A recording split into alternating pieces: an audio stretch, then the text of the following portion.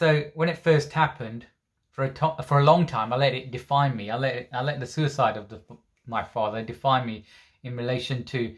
I just kept thinking that people would think of me as that's the guy whose father committed suicide, and I don't know, did it get under my skin? Maybe it did. Maybe that's how I felt people were judging me on the outside. Maybe that's how it made me feel.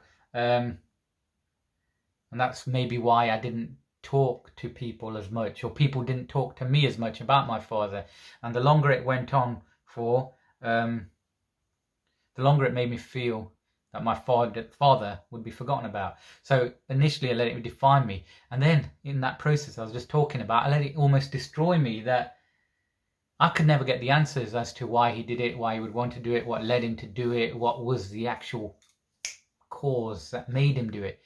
And I was stuck in that moment, stuck in that period for a long time, almost allowing it to destroy me, because there wasn't any space for me to go out there and talk about it, or even write about it, or even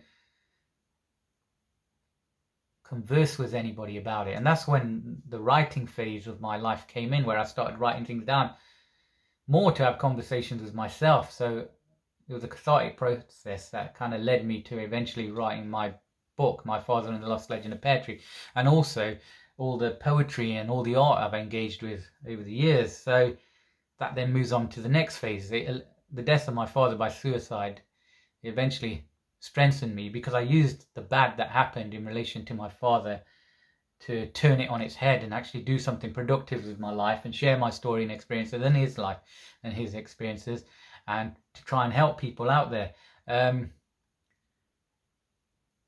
So it takes time though. It can't just happen in the space of, I don't know, a few weeks, few months, or even years. It takes time, and it took me about 8 years, and I reflect on all that in my book, My Father and the Lost Legend of Pear Tree, in parts 1 and 2.